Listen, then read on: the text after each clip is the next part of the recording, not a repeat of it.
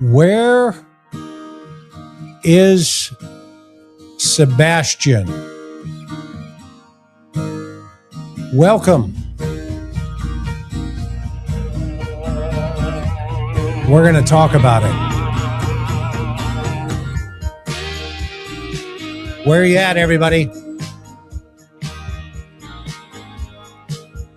We've got Tennessee in the house. Upstate New York.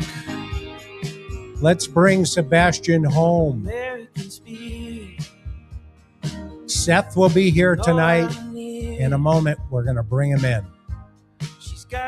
Tell us where you're at.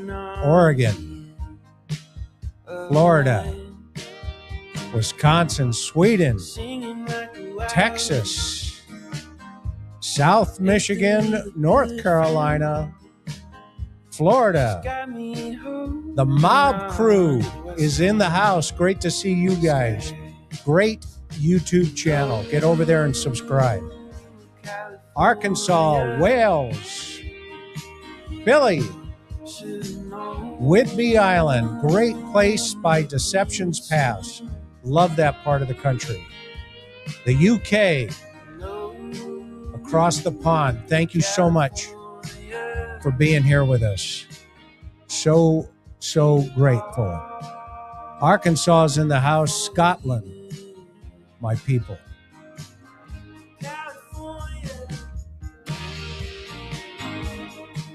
Seth, how you doing, buddy? As well as can be, I guess. Well, it's great to have you on the program this evening.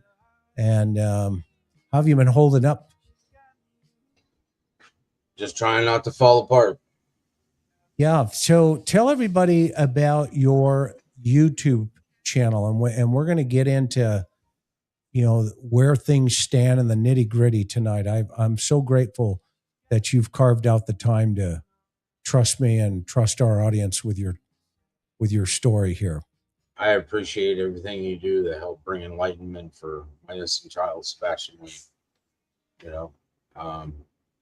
I do have a YouTube channel. I share pretty much Sebastian's missing poster and other missing children's. And lately I've been doing question and answers on Fridays about Sebastian, about anything that people want to ask that I know proper information for and okay. People to speak about.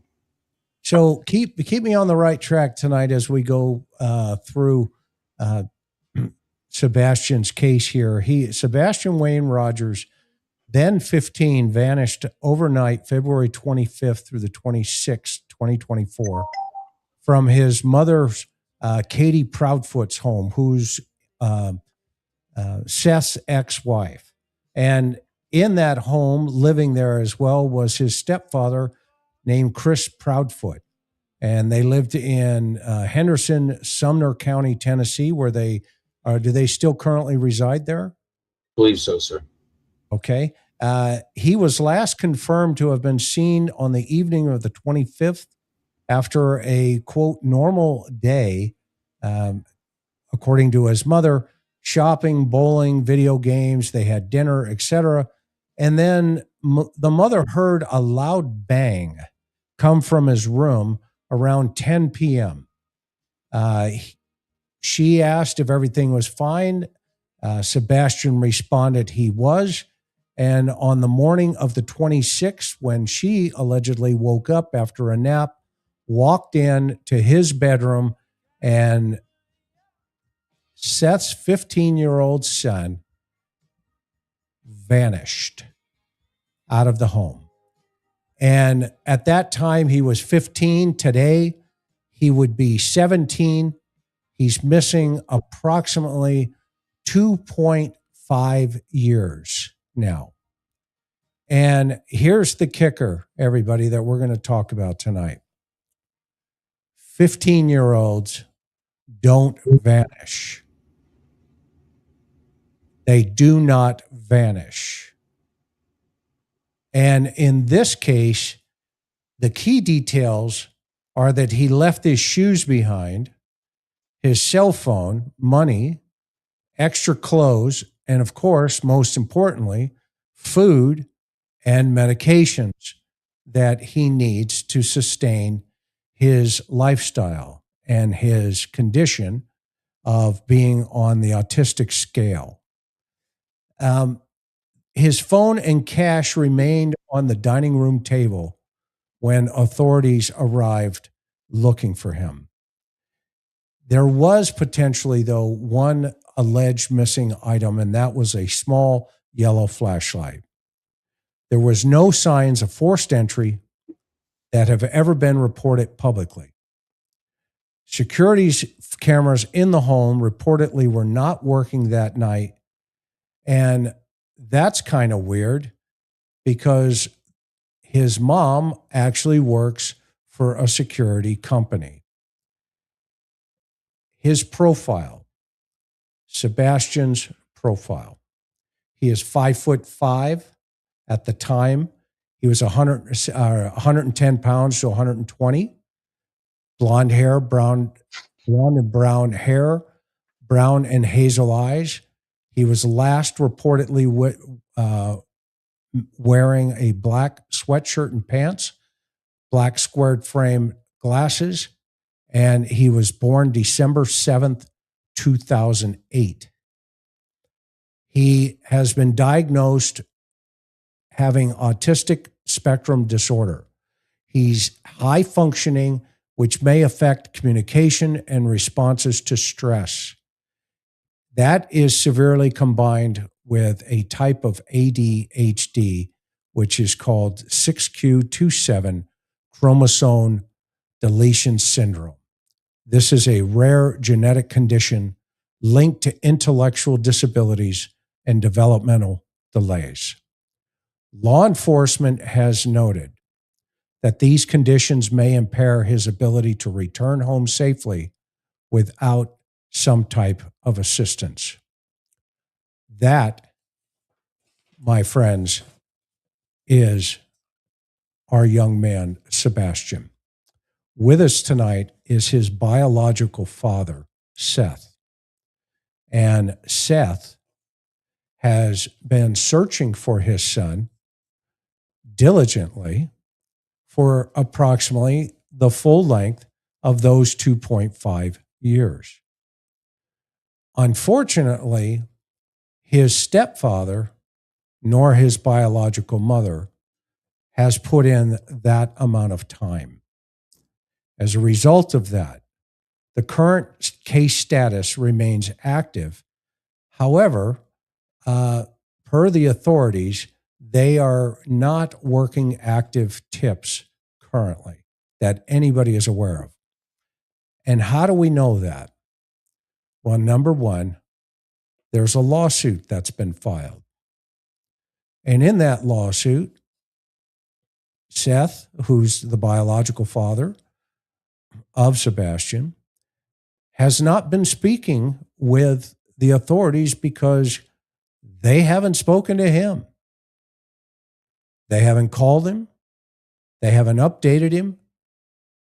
In fact, if they were to find his child tomorrow, or if Seth were to find his child tomorrow, if Seth were to find him first, the authorities would have no idea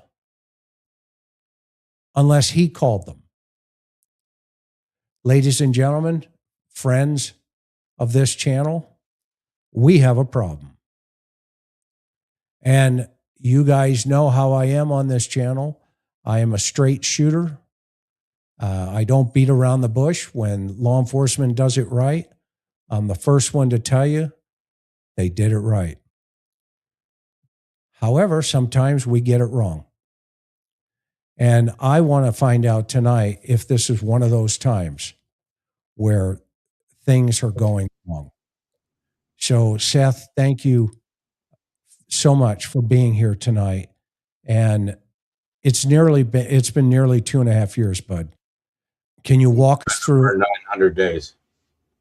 Can you walk us through a typical day now of what that looks like for you searching for Sebastian? Well, if I'm not home, then I'm going through tips. I'm going through any emails that I get. I'm on the phone with my PI. I'm on the phone with the FBI, or I'm calling and leaving messages. These days, it also includes my attorney. If I am following a tip, then I'm on the road. There are days that I just jump in my truck and I can't stay at home. So I will literally go out and, just hand out flyers.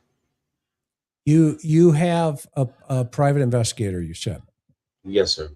Hey, tell us about that individuals, or if you want to share that information, how's that cooking? She pretty much stays off of social media. She's not really into that. She's old school PI. Okay. And every time we do get any tips or anything in there, she literally will go through them, composite an email and send it to my FBI liaison. And so they can turn around and do that and do their job. And we continue putting out flyers so we can continue to get tips. Now, let's walk back to the day he went missing.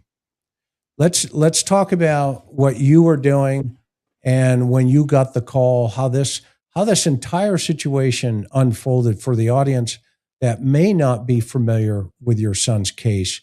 Walk everybody through what that day was like and what was going on.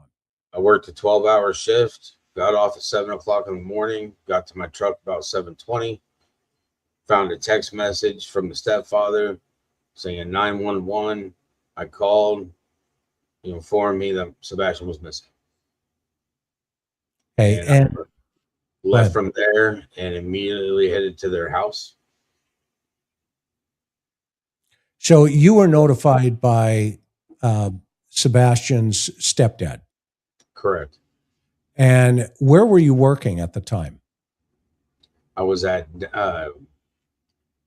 we call it DDC. It's the Downtown Detention Center in Nashville. Okay, so you were a corrections officer at the time? I'm a deputy sheriff. I just work in the corrections department. Yeah, I was in jail, maximum security, from probably about 6:50 till my relief showed up so I could get out of there at 7. And are you on video working? Yes, sir.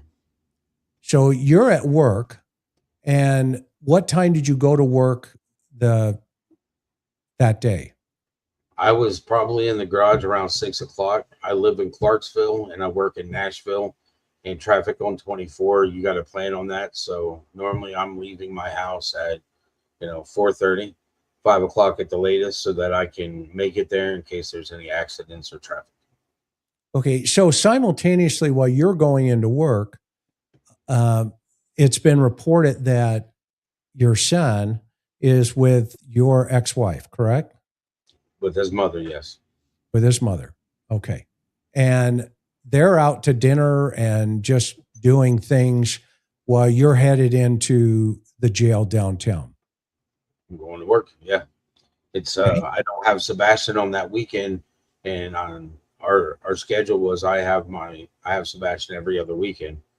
Well, that was the weekend that I didn't have him. So I'm at work Okay, so the night of, from allegedly 10 o'clock, that was the last time it's been reported that Sebastian was heard, his voice, according to the mom,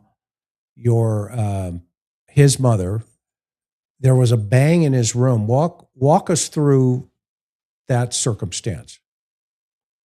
That's what she stated. I mean, she said that there was I thought it was a thump, but in the room, and from my understanding, she hollered out to him, but didn't physically get up and go check on him.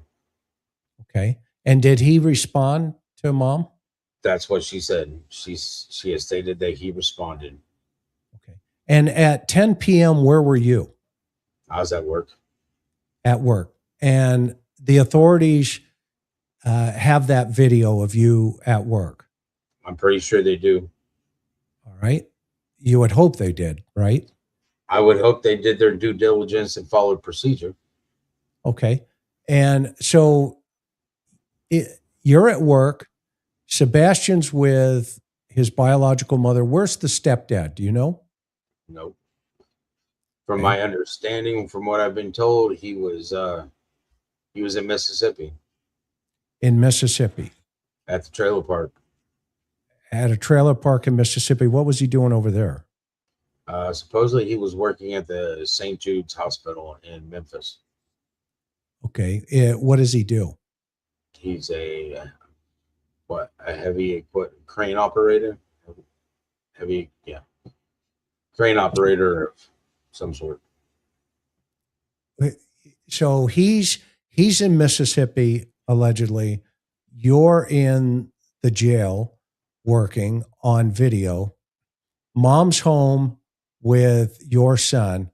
So reportedly, she is the last person to be with your son. Would that be accurate? That is correct.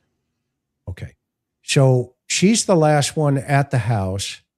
And what time do you get the text message in the morning?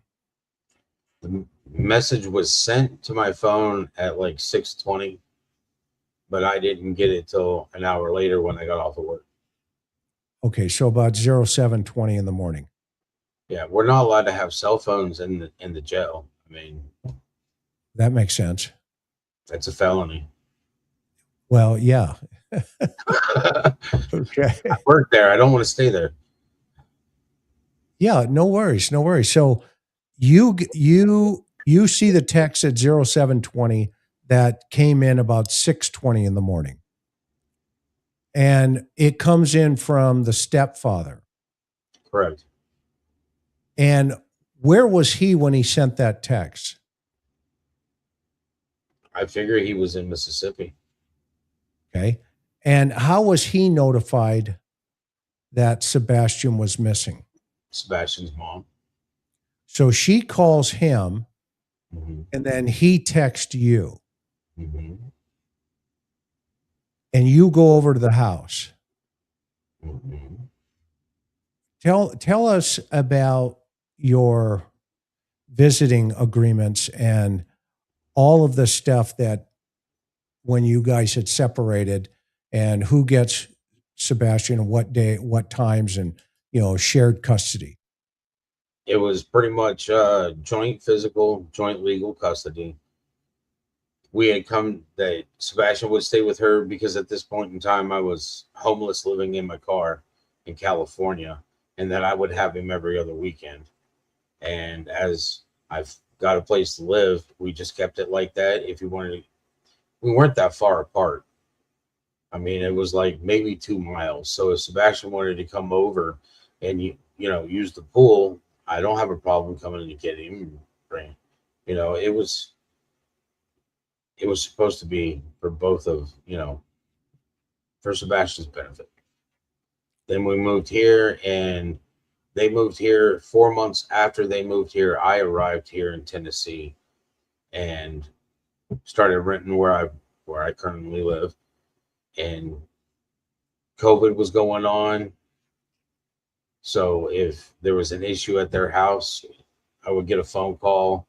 They got COVID a couple times. I came and picked up Sebastian. They were doing online school, so he could be here and go to school online through the laptop. And thought everything was going good. I mean, And when you say they got here, where were they living previous to Tennessee? California. Yeah. Uh, is that the San Diego area? Yeah. Spring Valley, El Cajon. Been to Oceanside a few times. Yeah, El Cajon is what we used to call it. Right? El Cajon. Drawer. Yeah, Oceanside, where the debris meets the sea, back in the day. Okay, so was he in the Navy if I remember right? Yeah, he was in the Navy.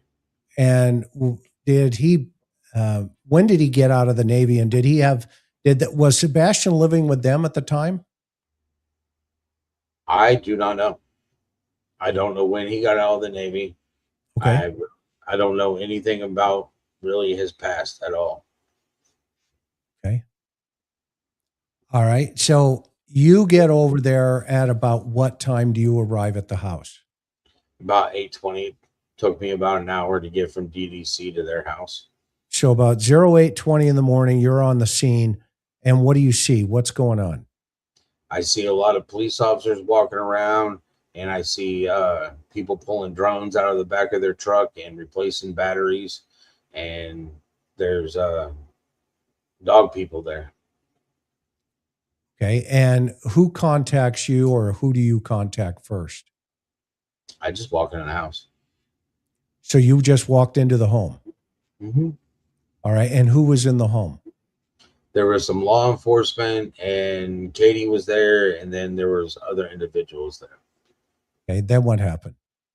I walked into Sebastian's room to see what it was looking like, and then introduced myself to people. Did you make any phone calls to anybody on the way over, or did you just get the text message and shoot on the way over? Got the text message, made the phone call, found out, got out of the garage, and headed straight there. What did you find out on the phone call? I'm sorry, I should have asked you that. He just told me that Sebastian was missing, and the cops and everybody was at the house. And don't be angry. That what? Don't be angry. He told me not to be angry. He told you not to be angry. Yeah. Okay. And but my son is missing, so how'd that make you feel? Like I said, my son's missing. I'm not angry. I'm panicking. I'm where's my son? Was he angry? No.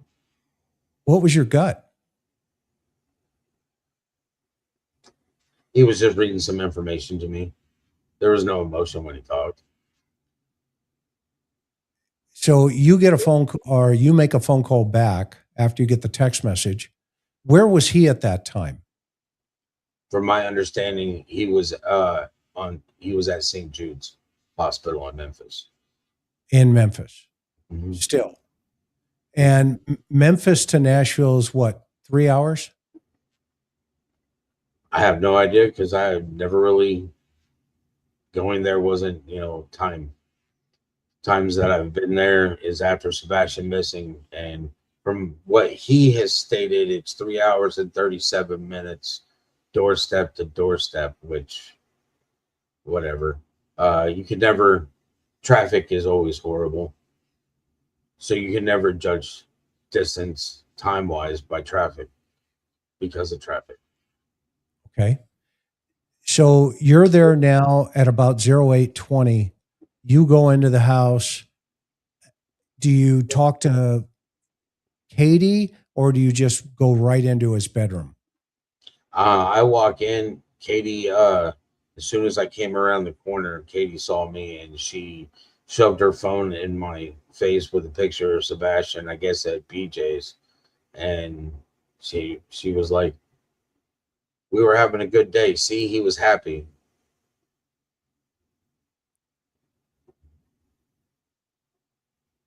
And that's all she said? Yeah. How did that strike you? Why would my son need to be? Why are you telling me he was happy? What was your feeling when she did that to you? Did you believe her? No, but she's my ex. I mean, I don't believe a lot that comes out of her. And I mean, sometimes obviously relationships are, I'm kind of biased. well, yeah, I mean, their relationships are relationships, right? And some, humans are human. But in this situation, how was she reacting to the fact that you're there now? He's missing. It Her almost husband. felt like Go ahead. she wanted me to understand that he was happy, so he had no reason to leave. So I wouldn't like be mad at her. Okay. Was it her impression that he left? She's the one that was saying he walked out that door. All right. So She you had go already, she had already reported him as a runaway. that morning. Yeah, when she called him up. Have you heard any of the 911 calls? No, Have you heard any of the non-emergency call I've heard about? the dispatch call. And tell me about that. They were looking for Sebastian. They were thinking that he had just ran away from the house, and that he would be seen in the neighborhood. Okay. And what kind of job does she do? She installs cameras and security cameras and stuff for businesses and residential, from my understanding. And did she have a security system in the home? I had been told before that they had a camera in the kitchen. That's what Chris had told me. I know that there was an ADT sign outside, but I don't pay attention to cameras. I'm around Sure. cameras all the time. I mean, and obviously I'm not up to no good, so I really don't pay attention to cameras. Got it. No question. No problem. Big Brother's always watching us from somewhere. Yeah. Yeah. Well, welcome to the 21st century, right? Right. No flying cars, but we got eyes everywhere. But I can't find my son. Pretty soon we'll all be the Jetsons. There won't be a question about that one day. But then we'll be the Flintstones again. Yeah, I know, right? So she works for a security company that installs security systems. Correct. Have you, at the time that day, and since that time, do you know now, 2.5 years later, if they had a security system operational in their home? I do know that shortly after Sebastian went missing, that they upgraded their system. So they upgraded it after he went missing. Mm-hmm. Now that means you don't. There's a different. To me, verbiage is everything. There's a difference between install a system and upgrade a system. And Chris has stated that they upgraded their system, which means, to me, they just better cameras, maybe microphones, speakers. I don't know. I don't install security systems. So she shows you a picture of him in his pajamas. Did she say anything? He was in regular everyday clothes. Regular everyday clothes. So she had a photo. BJ's. I'm sorry? They were at BJ's, which is like a Sam's Club. Yeah. So she took a picture of him at a table at a big box store. Yeah. She say why she needed to take that picture at a big box store? No. Whenever you took him to like BJ's or Costco or anything like that, do you photograph him? No. But for some reason she had that photograph. Did she say when it was taken? Well, from her, what she was implying, look, I have a picture. He was happy. She was implying that she had just taken it before he went missing, which to me, I meant it would have been Sunday, but from what I understand now was Saturday, supposedly. Okay. So she has a photograph of him at a big box store, and that is a proof of life that he was happy. Yeah. So that's the last proof of anything about his state of mind and potentially the clothing that he was wearing At that time. Now at that. there's, Go ahead. at that time. There's the Texas Roadhouse, which law enforcement did show me him leaving the building and getting in her vehicle, which that was Sunday. And I have video and pictures from the bowling alley, which was prior to them going to Texas Roadhouse, that the owner of the bowling alley gave me. Okay. Yeah, I've seen all of that, and that. But I'm curious as to what your reaction was when you saw the picture of him at BJ's. And so at that point, you go into his bedroom. What drove you into his bedroom right away? It's the last place he was supposedly at. This was before the proof of life from Texas Roadhouse, and it's where Katie said he was at. So I walked in there.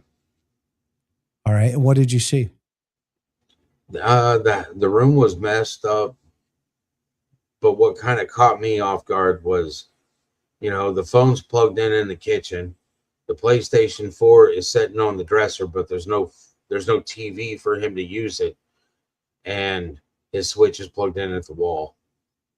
So what was your impression? Why would knowing that my son isn't allowed to have his phone in his room at their house, why would she allow the switch? That kind of caught me off guard. I mean, at my house, yeah, Sebastian's TV, his switch, plug in for his phone, plug in for the tablet, if he ever, all that's in his room. It's his responsibility if he wants to keep it charged so you can play it or not. But she always, he's not allowed to have electronics. He's grounded. They took the TV out. Why is the switch in there? If he was grounded from electronics and stuff, why, can't have his phone plugged in where he can hear it if it rings or whatnot, but he can. It just caught me off guard. Walk me through when you would go pick him up on your days of visitation and you guys get to hang out. Tell me about how that routine takes place. I have him on Friday, Saturday, and Sunday on my weekend. So that means I'd get off of work at 7 o'clock in the morning. I'd go home, take a shower, try to get some sleep, and then I would drive back. Sebastian would get off the bus at 3 o'clock, and I'd be waiting in the driveway. Sebastian would go in, do whatever chores his mom wanted him to do. Then he would come out, jump in the truck, and we'd head to Clarksville. If he was hungry, we'd stop and get something to eat beforehand, unless he wanted, depending on what he wanted. If he wanted chicken filet, that's exit 11. If he wanted to sit down and eat, then we figure out what we're going to do then. It also depended on if there was any tournaments or anything going on with Magic. If we had a D&D session about to happen, if we were going to go fishing. What is Magic? Magic the Gathering. It's a CCG, it's a collectible card game, kind of like Pokemon, but it came out before Pokemon. Okay, that's 97. So you'd be out waiting for the bus to arrive. The bus would arrive. He'd get off the bus, and would you greet each other? Well, he'd see me. I'd wave, but his first thing is to go in to the house, put his backpack up, unless he's got homework, and take care of his chores. Because the sooner he's done feeding and watering and changing, the dog pee pads or whatever, and whatever else his mom wanted him to do, the sooner we can get out of there. Whenever you would pull up before the bus would arrive, would you have any interaction with your ex? Most times she wasn't there. She was at work. All right. Typically the days you would go pick him up, he would go into the home by himself. Yeah. And what would he come out with? If he had homework, he'd come out with his backpack and he'd come out with his cell phone. All right. And anything else? Any other items? Sometimes he'd have some Legos in his pocket or something. Okay. Say, you're a Lego dad, huh? He's a Lego kid, and I buy him Legos all the time. To me, they're small little miniature puzzles. So it's like, I like to buy the individual ones for him, and then he could put one together, or I can help him put one together. It's just something for us to do, and then we put them up on a shelf and let him collect dust. That's cool. What you say he has maybe some chores and stuff. Was he on routines? I mean, I guess when he gets off the bus, he's got things he's got to do before his mom gets home. Okay. Would the stepdad be home at any time, and would you see him every once in a while? And what were those interactions like? Hi, how you doing? Cordial. I mean, as long as my son is being taken care of and being treated, and I don't have a problem with anybody. I didn't know a lot of the stuff that was going on until afterwards. Okay, and we'll get into that. We'll head to that. So his routine then, would he have left his cell phone? No, he would. There's been times that he's gotten into the truck and was like, "Do you have your cell phone?" And he was like, "Yeah, I do." And then he doesn't. And then he has to go in and find it. And it's like, you got to have your cell phone. So you would remind him. Yeah. I mean, you got to have your cell phone, because if your mom's trying to get a hold of you, she's not going to call me. She's going to call your cell phone. Okay. Had there ever been a time where he had forgotten his cell phone? No. All right. Was there ever a time where you would get a phone call from, I guess I'll call her Katie, and Katie. She would, huh? I said that's her name, Katie. Okay. And was there ever a time where Katie would call you to tell you certain things about him? She'd call me and let me know what was going on with school, doctor's appointments, things like that. Or I'd get a text message. Most of the time it was a text message. And how were those interactions? Brief. Okay. Were you ever asked to intervene in terms like rides to the doctor or? Oh yeah, Sebastian. Well, that's one of the reasons why I work night shift. She works during the day, I work during the night. So if there's a doctor's appointment, I'll take him.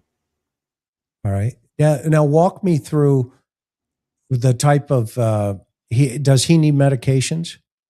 She has him on medications. She had him on a medication to help him sleep. She had him on a medication to help him focus in school. And most of the time when they give you those, they also give you, other medication because of the side effects from other medications. All right. Do you know if he took medication the night he allegedly walked out of the house? I don't. Has anybody asked that question? I have. And what answer did you get? My question was, did you look at his medicine and count it? And the detective was like, why would I do that? So you asked the question and the response was, why would I do that? Okay. Yes. And so that's a sleeping medication. And then it sounds like he has the other side of that, because one is a depressant, obviously, but meaning not for depression, but it makes you sleepy, and that's would be a classification.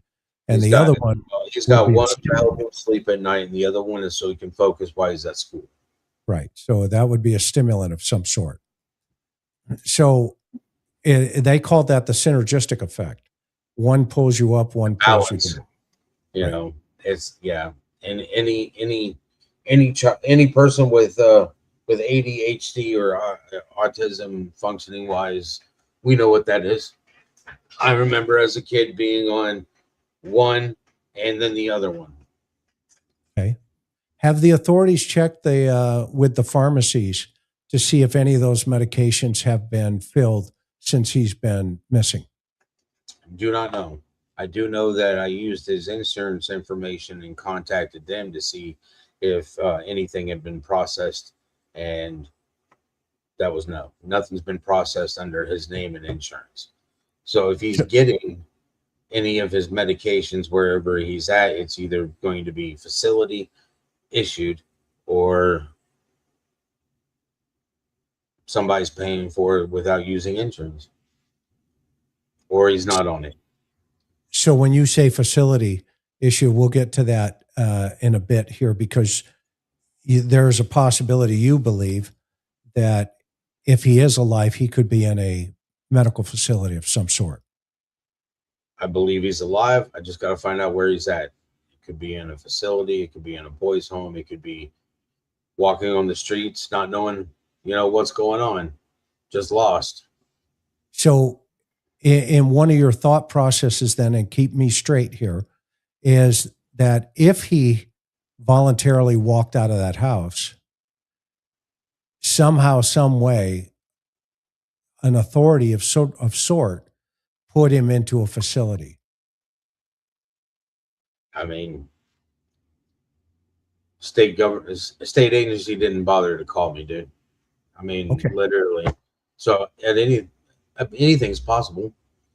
No, I understand. Possible because I've seen some of the impossibilities, things that shouldn't have happened through procedures and protocols happen on this. Right. But we have an 8-hour window here. Mm-hmm. And in that 8 hours, I don't think anybody is working to come over to the house and say, okay, you're coming with us. Or at 3 o'clock in the morning, the law enforcement, if they would have run into him, would have obviously made a phone call to next of kin and said, hey, we have your son here. He's on the, whatever. We're going to take him into protective custody right now. Because they would have had to been notified, Chris and Katie, right away. And then, of course, you being the biological father, and if you have joint custody, notify me if they find my son. Well, no, but what I mean by that, Seth, is, obviously they still have to find, or they have to follow that protocol. And if they don't follow that protocol, then they're breaking the law. And, that's a no-brainer. So which goes back to, this is on the pretense or the pretext that he voluntarily walks out of the house. That's one theory. Correct. Okay. And within that theory, your belief system is it possible he could have been picked up by somebody or, by an authority of some sort, because somebody in authority would have had to have the ability to say, okay, I am custodial guardian over this child who is in, the mental capacity that he is in. So right. Therefore, I'm going to tell you this young man is going to go in this facility and we're going to keep it quiet. It has to be somebody in authority, and typically it has to be a court order type of authority situation, unless it's a violent situation where, the biological parents, and you being one of them, you would have to make that decision as a legal custodial guardian. The cops can't make that decision, nor can Child Protective Service. CPS can't make that decision either. There has to be a whole workup from the court that says, okay, go get that kid. Okay, and the state's going to take custody of that child, and we're going to start making decisions for that child. Correct. Which leads now into theory number 2. All right, that's theory number 1, where you believe, you're hoping, you're praying, and I'm praying with you either way. If that's your belief system, and then I'm sticking with your concepts. But belief system number 2 now would be you go in the room, his switch is there, but his TV's not. To your point, what good is the switch if there's no TV to watch it on? Well, the Switch is a handheld gaming device. Okay, so it's a handheld one. Right. The PlayStation 4 that's on the dresser, there's no TV next to it. That's why they left it there. I mean, Chris, he told me, he was like, I took the TV and I put it in my camper. And Chris was gone already. So they left the PlayStation there because he didn't have a TV to play on it. Okay, so where's that TV now? I don't know. I know Chris said that he took it from there and put it in his RV. All right. And so it was in his RV, which meant that the TV would be in Mississippi with Chris. So any reason why he took it out of Sebastian got in trouble. I'm sorry? Chris told me Sebastian got in trouble, so he took the TV from him. Okay, so his punishment was, I'm taking the TV and putting it in the camper, and he took the camper to Mississippi. Mm-hmm. For work. How long before this occurred did that happen? At least a month. So about a month earlier. Mm-hmm. Did you see your son in between that or during that month? Mm-hmm. I did. And did he mention it? No. He didn't say anything about it. Didn't say anything about it. But did he? Go ahead. He's coming home. He's coming here. And it's like, I've already, his mom didn't want him bringing the Switch to my house. You can have the Switch when you're at their house, because she didn't want it to get broke or damaged or anything else. So I turned around and went and bought Sebastian a Switch at my house. And he's got a PlayStation 3 and a TV already in his room. So when he's coming here, anything that he doesn't get to do there, he's going to get to do here. The only electronic he has to bring from their house is his phone. Okay, so walk me through why that's important to him. He likes to game. I mean, he enjoys gaming. He likes playing video games. He can sit there until the batteries die and then plug it in and still continue to play it.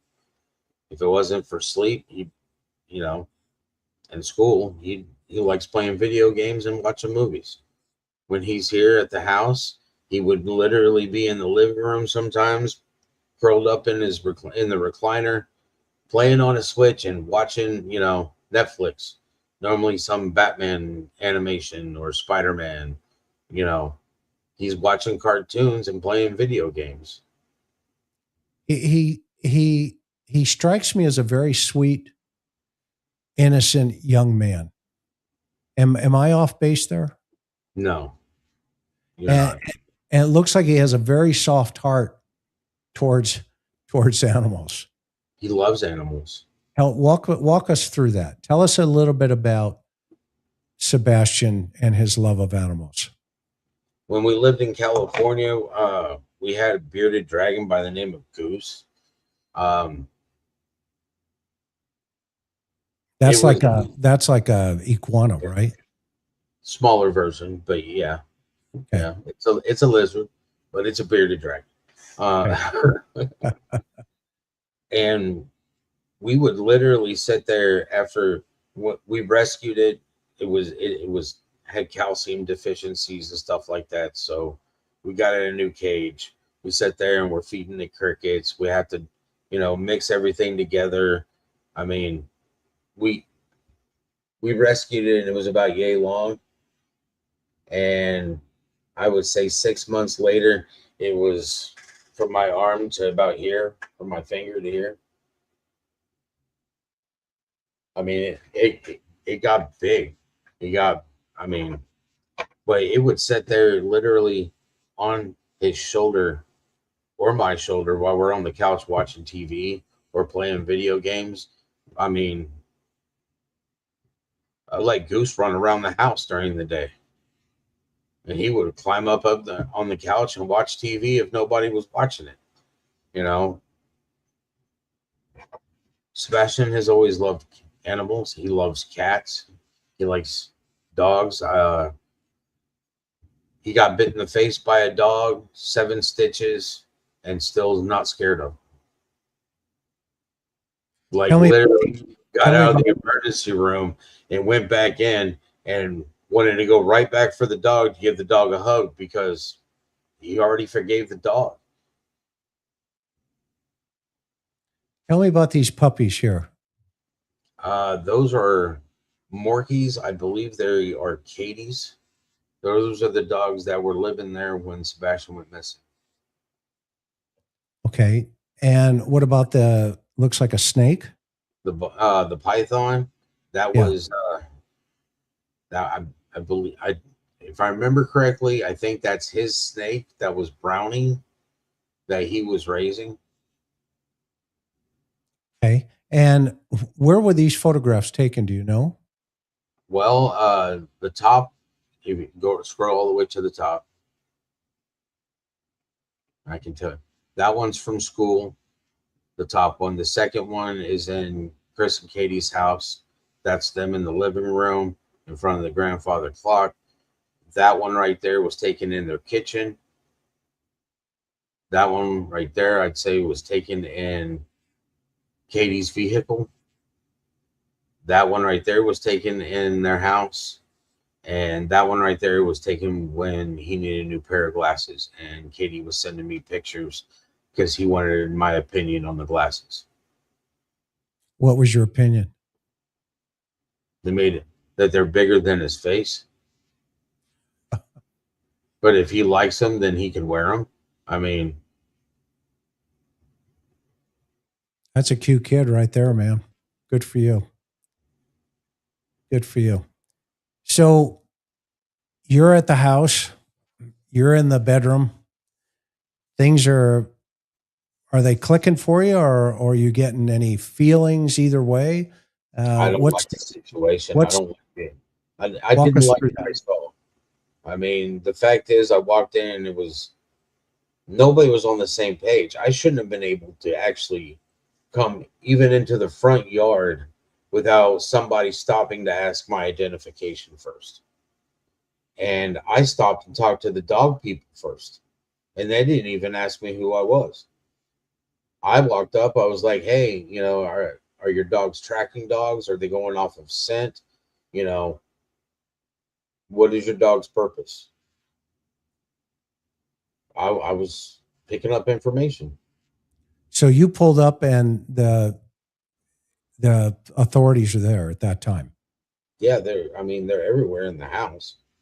They're nowhere in there. I think there might have been one in the front, except for the dog person, but there was nobody. Nothing was cordoned off. They weren't stopping anybody from just walking in.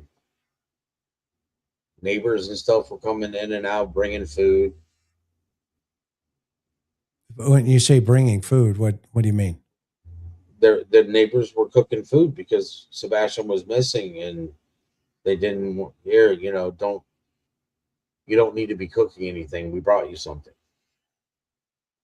Oh, okay. So, but right when you get there, are the neighbors there too, or is just the law enforcement authorities and the canine? Law enforcement. There was a couple other people in Katie. Okay. Where's Katie?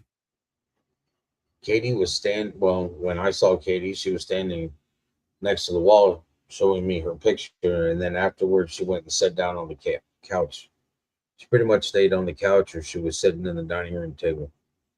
And what was her reaction, in your opinion? She was just crying. She's what? Crying. Okay. How did that strike you? I'm a guy. I'm wanting to find my son. So I didn't stay there very long. I turned around, assessed the situation, and walked out to go to the command center and get more information. because they were already setting up the command center, and I was driving around looking for my son. Did anybody approach you at any time and say, "Who are you"? One of the law enforcement agents, I told him who I was. And then what happened?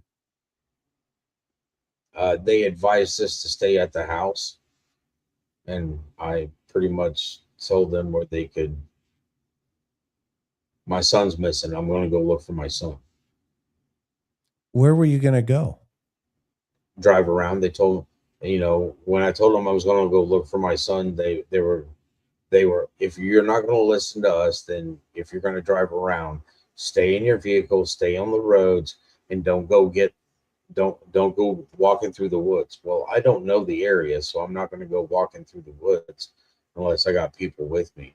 So I drove around on every road with my screaming Sebastian's name, screaming into the woods, waiting to see if I could hear anything back. I mean,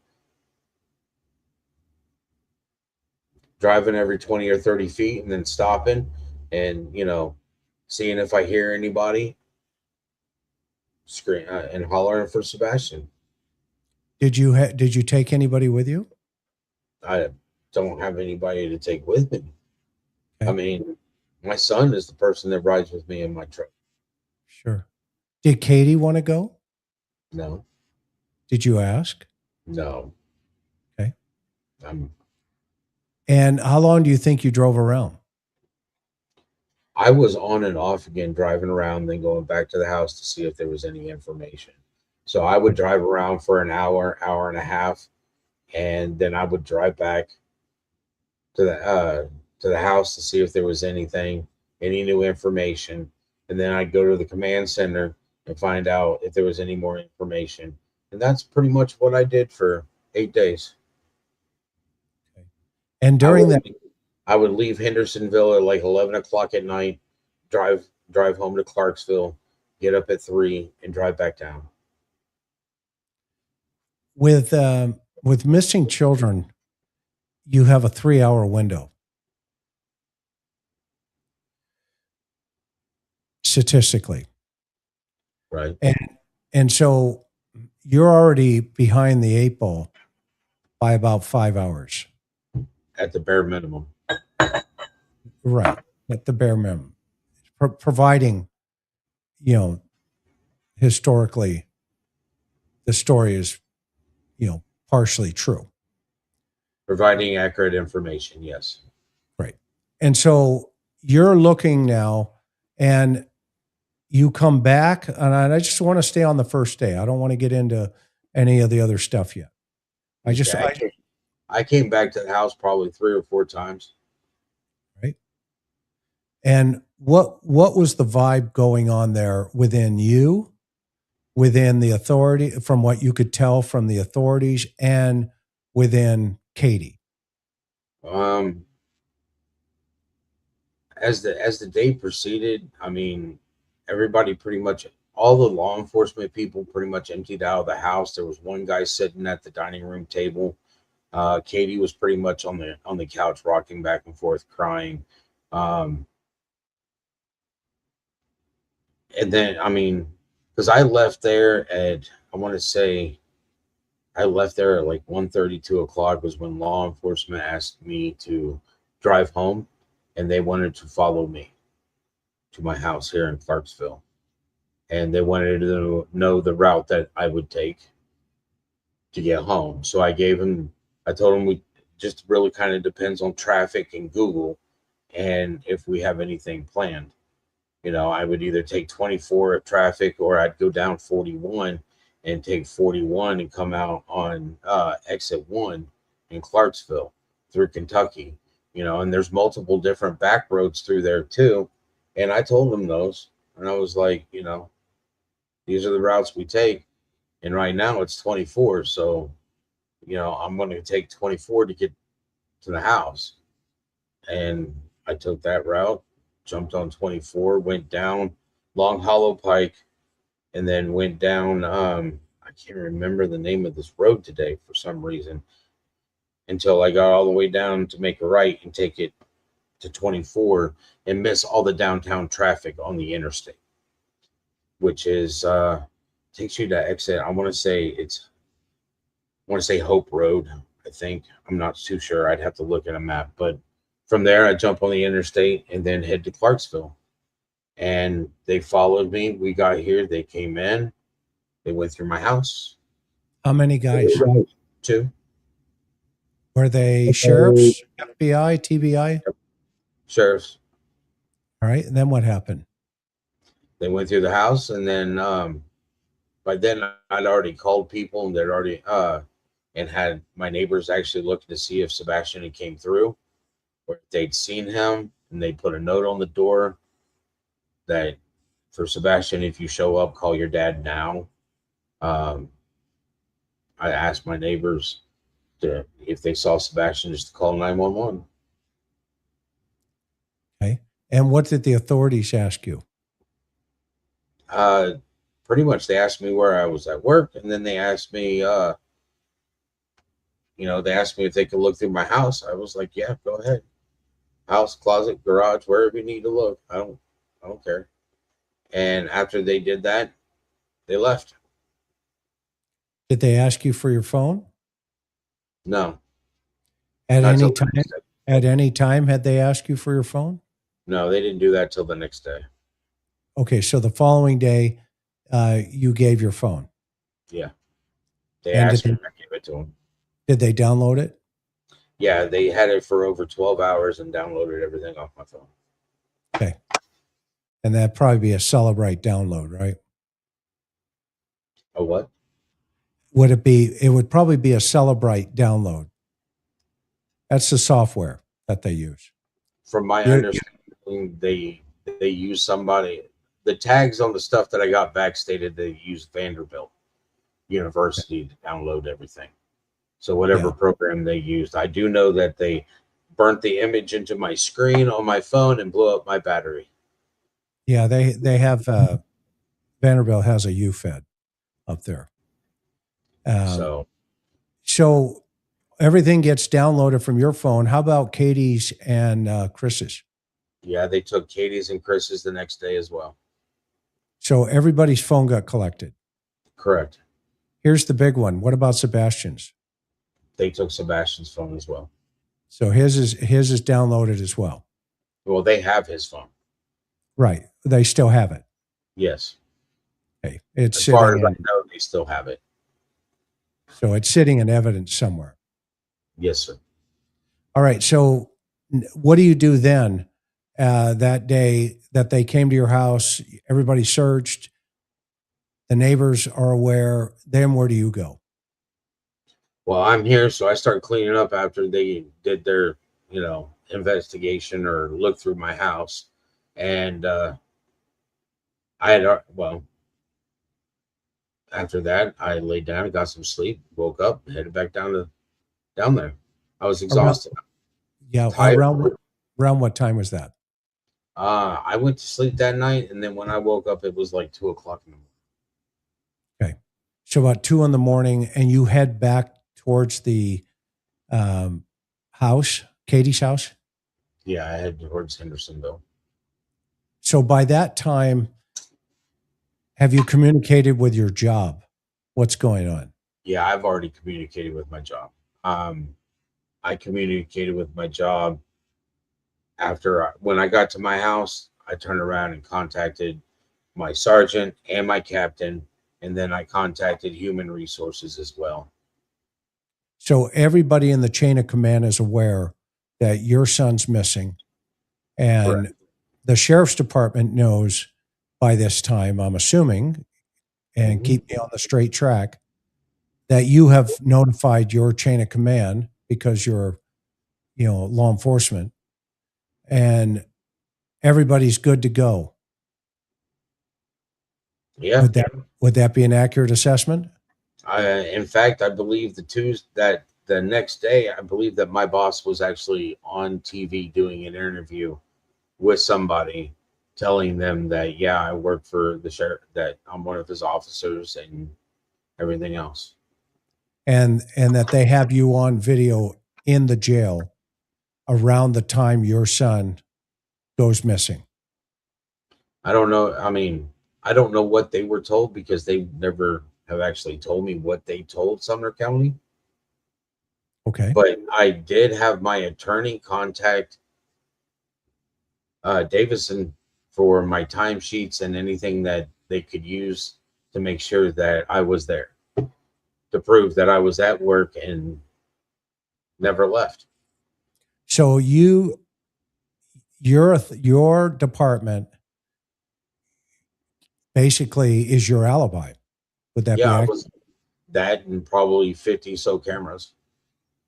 Okay. That's a lot of cameras. Well, I mean, they got a lot of cameras that, I mean, there's cameras. It's a electronic access to get into the garage to begin with, because the parking area is underneath part of the jail. So, Okay. I mean, you got to have access to get in. So they have my ID scan and then video camera footage of me coming in, and you're on camera everywhere except for the bathroom. Okay. Have the authorities to this date, 2.5 years later, cleared you? They have not come out and stated anybody's been cleared. All right. But you weren't the last person with your son. Is that accurate? That's correct. All right. So let's go back to the house. You arrived 2:00 in the morning, first night. No, I did not go there at 2:00 in the morning. At 2:00 in the morning, when I left here, I got there at about 3, and then Okay. I just drove around. I was not going to their house until again. No. And what was the reason for not going towards the command center and stuff like that? I didn't have a reason to go to the command center yet. I wanted to drive around and see if I could find my son. Okay. So you're driving around looking for him still that evening. At what point do you get over back to the house? I think I went over to their house maybe 6:00, 7:00. In the morning. Yeah. Walk me through that. Went there, asked, has anybody heard any information? Nobody's heard any information. I leave. Who's there? At this point in time, it would be Chris and Katie are there. Hey, stop just for a second. You come through the door. Oh no, this time I knock. You knock on the door. What happens? They open the door and let me in. Who's they? I think it was probably Chris. What happens? At this point in time, the second day is when they took our phones. So once they took our phones, you know, I have to deal with that too, because nobody knew they took my phone. So I actually had cops and stuff coming to my door here because people were calling for welfare checks on me and couldn't get a hold of me. But they took my phone, and 12 hours later, I was like, you guys need to give me my phone back. I've been without it for long enough. There's people I need to contact. My son is missing, and my mom and dad, my family, people that need to know that I'm okay, and they have no way of contacting me. While they were doing that, I was between the house and the command center and driving around looking for Sebastian. Okay. So you're at the house. I want to take you back to the house for a moment. You knock on the door opens. Chris is there. What happens?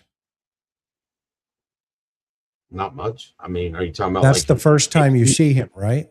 No, I saw him on day 1 when he showed up before I left to go back to my house.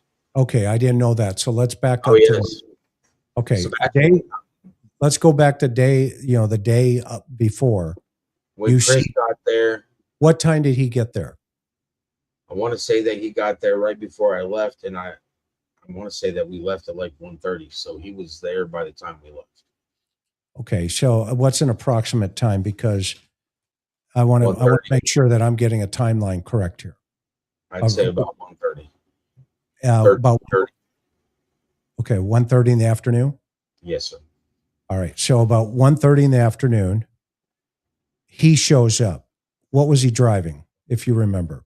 His truck. What kind of truck? If you know. I don't. It's not my truck. I think it was a diesel, big old truck that would pull a fifth wheel. I mean, it was a big old truck. Is he with anybody? I didn't see anybody with him when he came into the door. Where were you standing when he pulls up, if you remember? I was in the house. I heard So- him pull up, and I walked to the door. Did you let him in, or did he just walk in? Oh, yeah, I'm the one that opened the door to let him in. Okay. Did Katie tell you to do that, or you just were being respectful? I was just being respectful. It's Okay. his house. All right. And when he walked past you, did you guys say anything? Yeah. What did you say? Stopped and asked me a couple questions. What were they? What are you going to do if this goes south? What did he mean by that? I don't know. Maybe you should ask him, because I know what that means. I will, but I mean, but I'm asking you right now to make sure that I'm tracking this correctly. to me, when you say, what are you going to do if this goes south? To me, he's talking about is Sebastian's not alive anymore. Is that what you thought it meant? Yeah. And how did you answer it? I left. Walk I me walked through. out the house. I walked out of the house and walked to my truck. I'd already spoke with law enforcement. They wanted to go, and I didn't want to deal with that. I don't know how a person can be so negative straight off the bat and jumping to the worst conclusion of all. So the first contact you have outside of the phone call that got you there with him, the second contact that you have is you open the door, he walks in, and he asks you a question or makes the comment, what are you going to do if this goes south? Something to that effect. Yeah. And you said what exactly again? Oh, I didn't say anything. I walked out. I just walked out. And I wasn't Right. going to respond to such. I wasn't going to respond to that. That just caught me off guard, and instantly I was aggravated. Because he's my son. How are you going to sit there and even breach that subject? Hasn't been first 48 hours. I'm hoping that these people are going to be doing their job and we're going to find my son. But you're sitting here already wanting to talk about what if I'm going to do if he's deceased. No parent wants to think about that. No parent. No. I left. So you've got your son in your mind missing, and he's got your son potentially deceased. Yeah. Dude. And that do you think he was pushing your button? Don't know what he was doing. Did he say anything else? No, because I was out of the house. So you left. How did Katie react when that went down? Katie was in the living room. I was at the front door where Okay. I just opened it. So you don't know if she heard it or I don't not. know if she heard it or not. Were law enforcement around you? No. All right. Were they in the house at that time? There was still a guy sitting at the dining room table. And who was that guy? I don't remember his name, and I don't think I've ever seen him again. Okay. And so that was that moment. And then later on, there's another time where now you're back at the house. He let you in the second time now? Instead of you letting him in. Huh? Tuesday. Okay. When you go in, is there an interaction there at the door again, or how's this relationship evolving during all the stress? He was there. I said good morning, walked in, see what the situation was. Katie, she's still crying and upset. What about Chris? Doesn't seem to be too upset about anything. Help me understand that. What do you mean? It's like he seems more aggravated or irritated than anything else.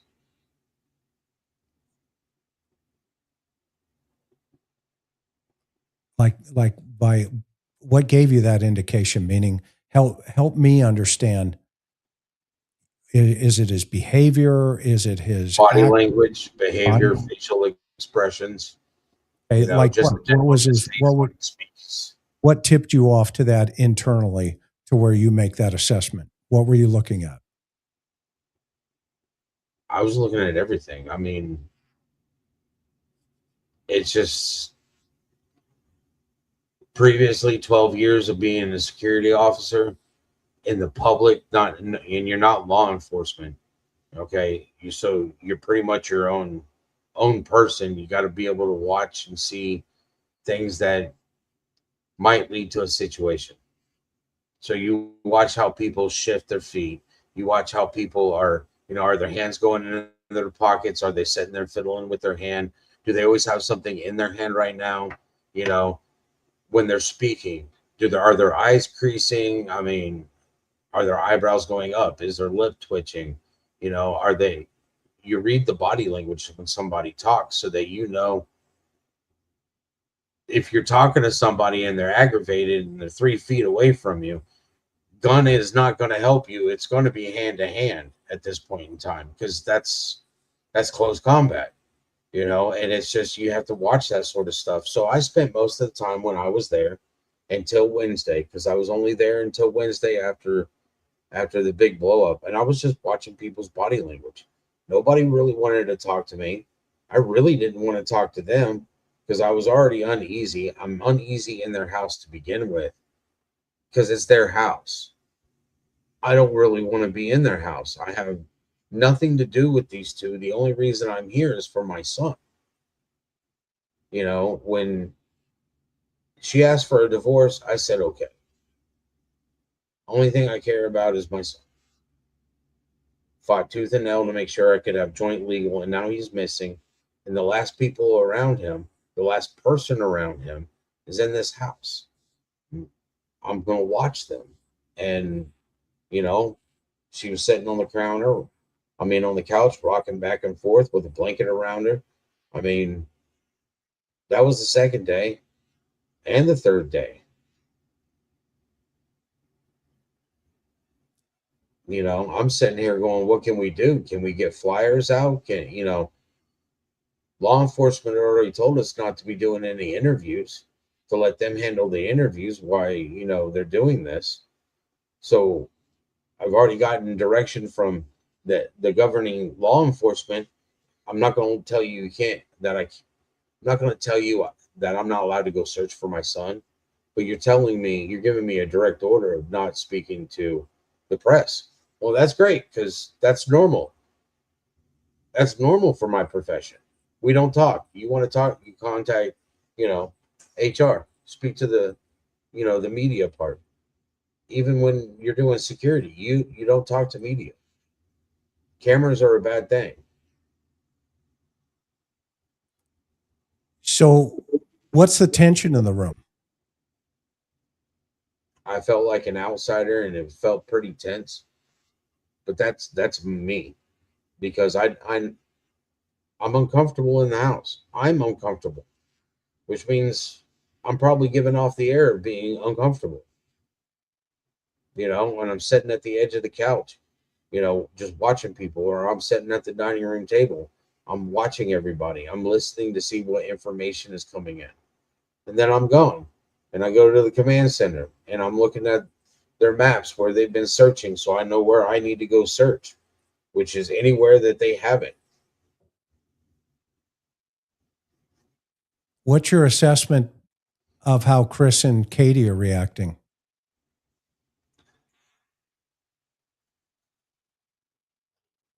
I know you have her on the couch with a blanket for a couple of days, rocking back and forth, but is that normal behavior? That's to me, it's not normal behavior. Okay. So what's the baseline for me to understand why that's abnormal? it's abnormal from my point of view because I'm going to go. My son is missing. Why would I be, on a couch not doing anything? But I'm not. I'm not a mom. I'm a dad. So my reaction is going to be obviously different than anybody else's reaction. And I don't know. I don't know what she's doing. I'm sitting here trying to figure out how we can get the word out that Sebastian's missing. Facebook, however we can do it. Is there any tips coming in through Facebook? Because Katie's already been on the Facebook thing and was like, my son is missing. And I'm trying to find out if there's any tips or anything coming in. And what's Chris doing? Walking around. Okay. When you say walking around, I'm sorry? Walking around the house. So he's just like pacing the house or just walking from room to room? He's pacing back and forth, kitchen, living room, dining room. Is he saying anything? Is he talking to anybody? Huh? Not really saying much. Okay, so he what was he saying when he was saying something? If you remember. I don't remember. B, but he was having conversations with his wife. He was having conversations with his mom and dad. I do remember one conversation that happened at the dining room table, but it had nothing to do with Sebastian. What was that conversation?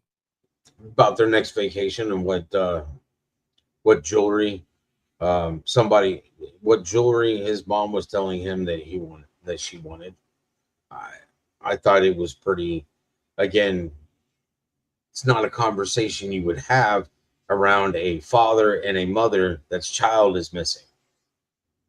But then again, when the mother pops up and states that she wants a bigger ring, she's involved in the conversation too. And I'm sitting here like, you guys have no sense of urgency about a missing child.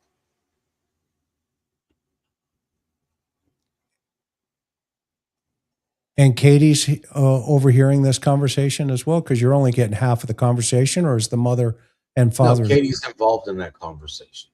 Katie's involved in the conversation. Yeah. So walk me through that. They're sitting at the dining room table talking about the next vacation and what jewelry she wants. Where were they going? What is it? Puerto Rico, Jamaica, or some Virgin Island area?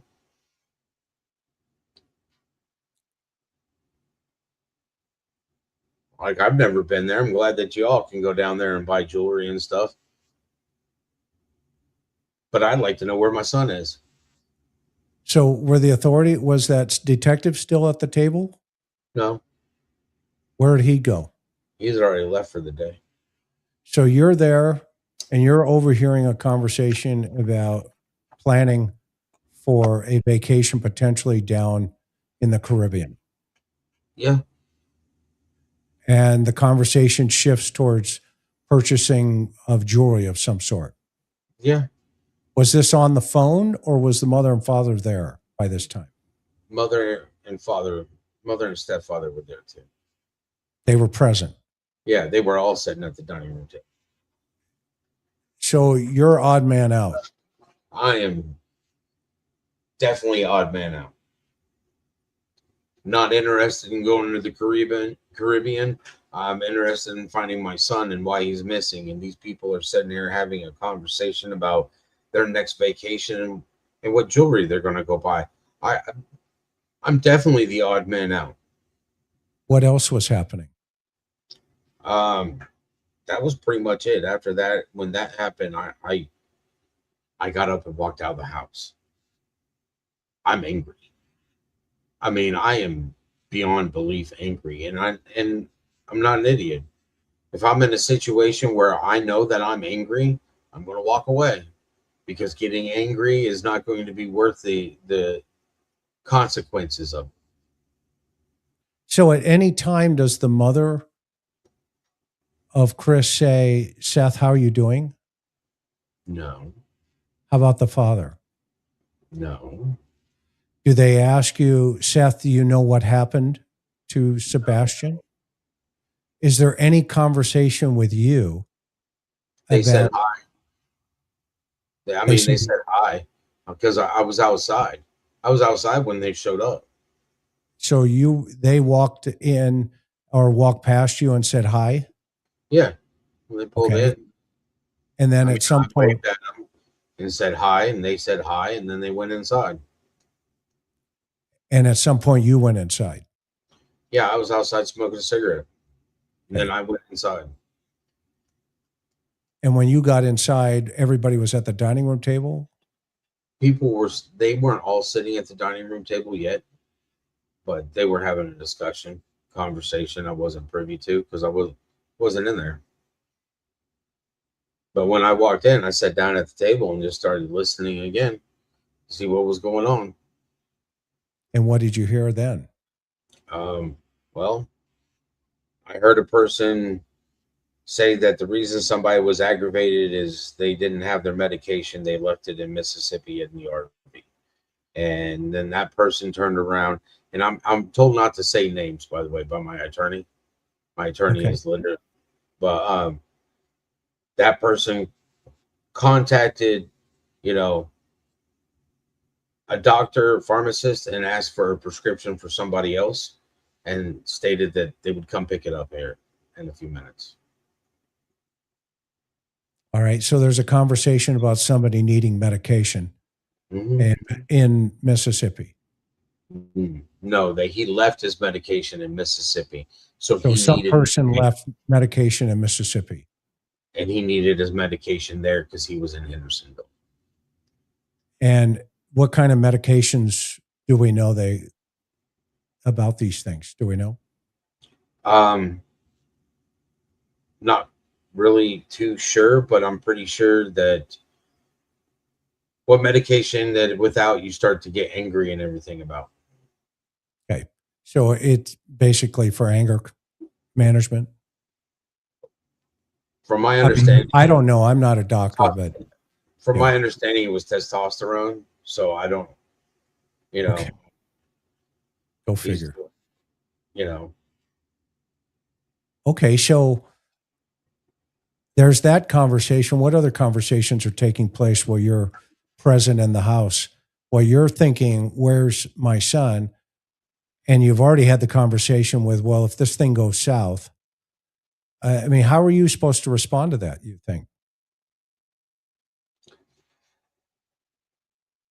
hindsight's 2020, Sure. and I think that I think he was trying to get a response from me so that way, if I acted out or whatnot, then he could have me not at the house. Because Wednesday comes around and you can tell that he's aggravated that I'm back at the house.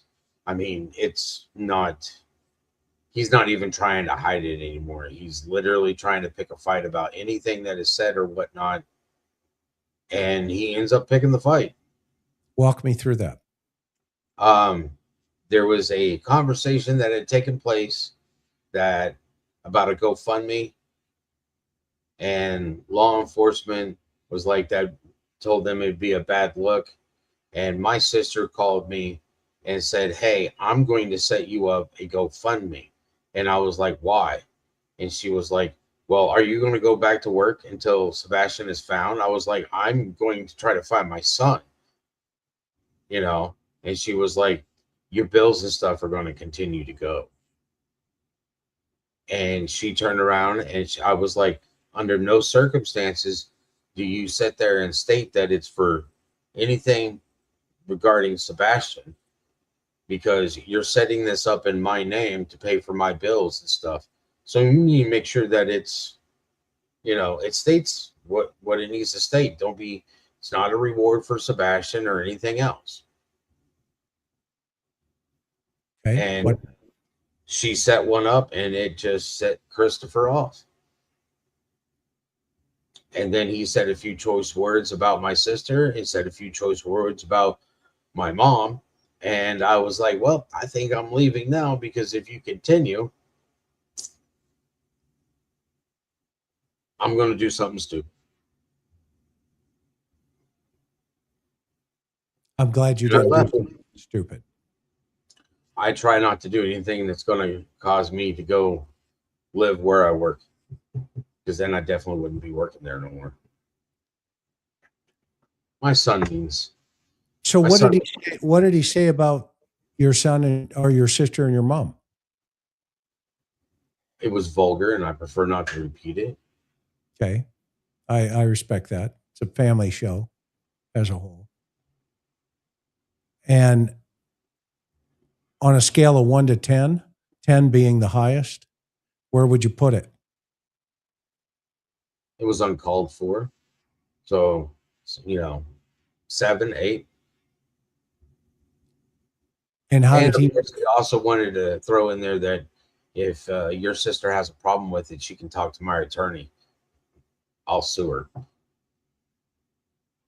Okay. I mean, when you're threatening legal action against somebody that's not there, and you're using vulgar language to describe my sister, and you're directing it at me, it's an extreme hostile situation. I'm leaving Over a GoFundMe account? over a GoFundMe.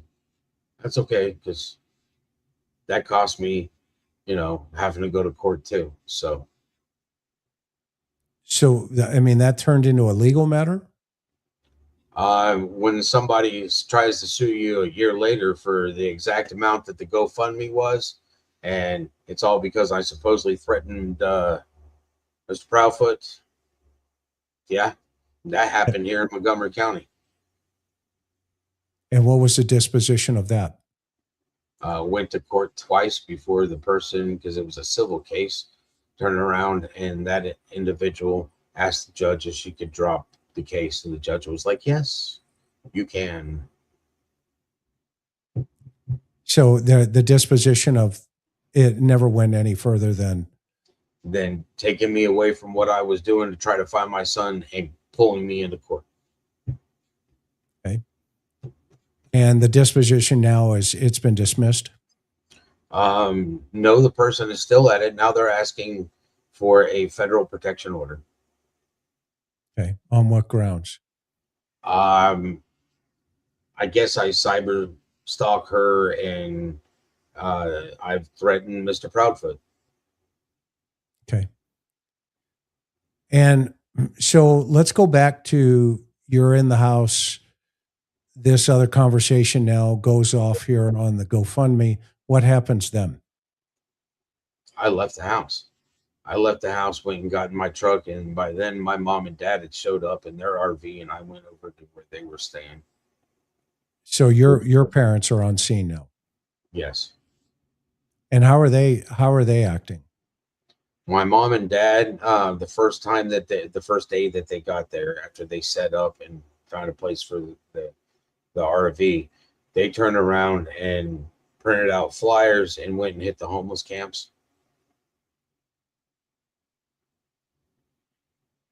And what are the authorities doing? Did they interview your parents? No. Did the authorities interview the other parents? I don't know. Did the authorities interview Chris and Katie separately or together? They interviewed all three of us together. I do know that TBI did take Katie to go take a polygraph. Do you know the disposition of that polygraph? I know what law enforcement will always tell you. You passed. Okay. Did she pass? They said that she passed. Okay. How about the other one? I was informed, my mom supposedly was informed that he took a polygraph and that he passed. Okay. So I don't care. It's an investigational tool, and I'm not the one asking the questions, and I didn't see the results, so it's not an investigational tool to me. Okay. And did you take a poly? Nancy Grace asked me if I would take a polygraph, and I did. And did you pass? Yes, the gentleman said I passed the polygraph. So everybody has passed a polygraph. Correct. All right. That law enforcement has told us that they have passed the polygraph. And the gentleman that did my polygraph for Nancy Grace told Nancy Grace that I passed. All right. So then walk us through now where all of a sudden you learn about some information from Child Protective Services. I was watching YouTube, and Chris was on panel with a YouTube creator and proceeded to talk about CPS visiting the house. And he stated that it was the same lady as the last time, which meant that CPS had been in the house more than once. And when I heard that information, I reached out to my attorney and had them reach out to DCS to get the records. Because when I contacted them, they told me I had to fill out information and submit it. And then after I did that, they turned around and emailed me and told me that the records were sealed and I would need to get an attorney to get them. And so did you do that? I did. All right. And what did you find out?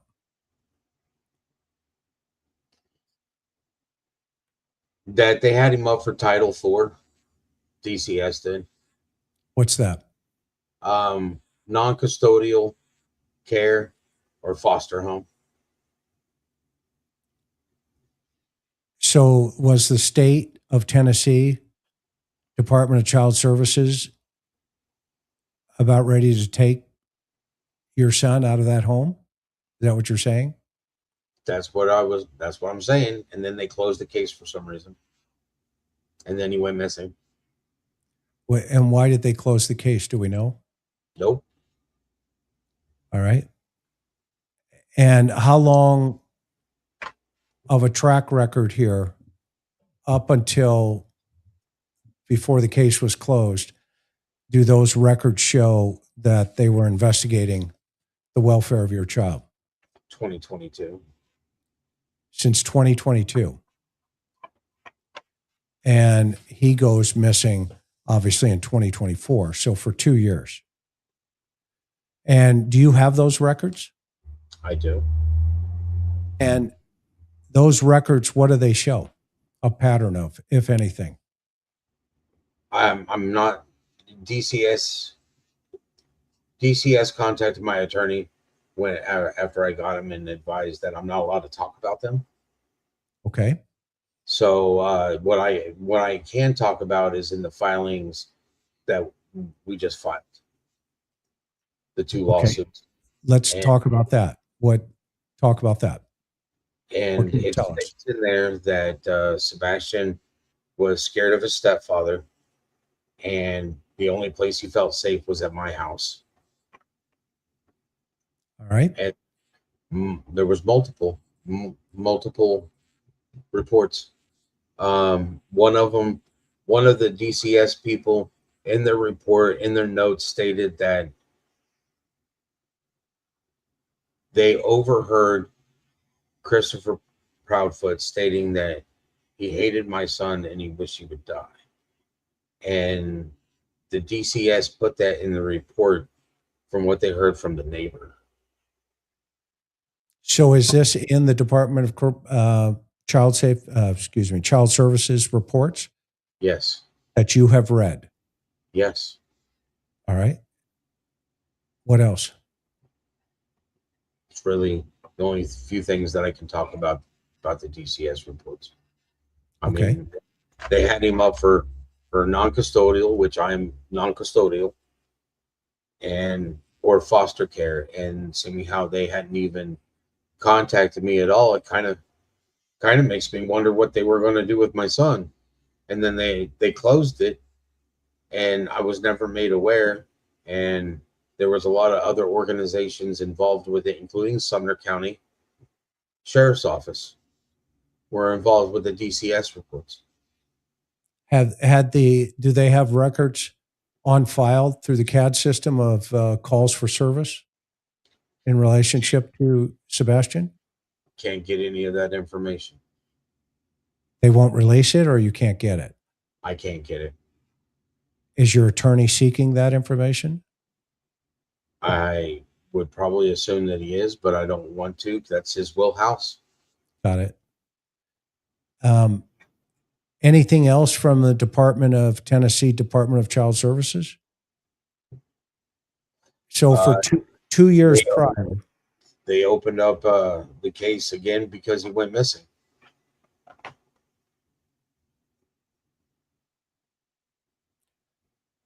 So post him vanishing, there is an open case now, open again, one more time. Two of them that I can talk about. Okay. Tell us about those. No, I mean, I've already told you what I can talk to you about. Okay. I'm really, because it's in the filing, it's public record, but anything else on the DCS reports, the state has already threatened me. They've threatened me with understand. Yeah, I don't want to be involved in that as well. So I get either. I don't want to be involved in it either. Okay, so what you can talk about based on the federal lawsuits is what you already mentioned, because you have copies of those reports, and those are fair and accurate depictions of the information that you've read. Would that be correct? Yes. Okay. Yes. And they were used in the filing because it's their own reports.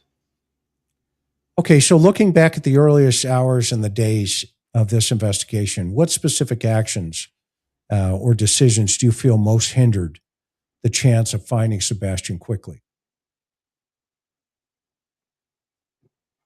Not being made aware of what was going on before he went missing. DCS not contacting me.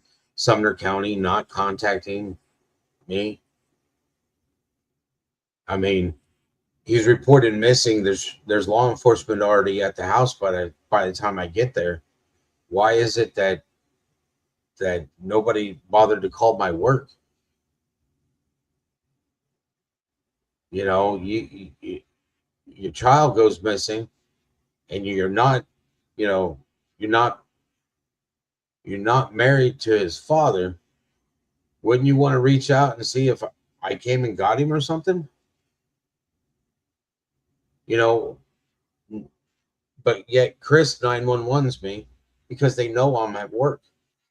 Well, you know I'm at work, so why hasn't Sumner County contacted my captain at Davison County? Where is the mutual respect for law enforcement here? My son's missing, and yet y'all never even contacted me. And what's You've had many meetings about my son and DCS, and yet you guys have never reached out and spoken to me. So, which leads me to my next question. You know, because of the lack of communication with investigators and, quite frankly, the investigation as a whole, how's that affected your ability to search for your son? I don't know if they're still searching for my son. I don't know if I get a tip in, if they've already done the tip, if they've already researched the tip.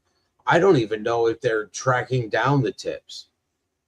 I've had tips in other states, in Kentucky and so on and so forth, and I've contacted Sumner County, and then after I let them know, then I make my own trip up there, and I speak to people at the sheriff's or the police department, and I tell them about my son, and they have no idea who my son is.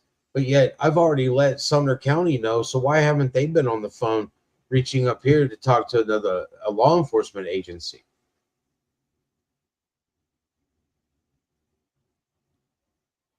You know, I had a sighting of Sebastian in Kentucky. Kid looked like Sebastian, was living in a tent, and there was empty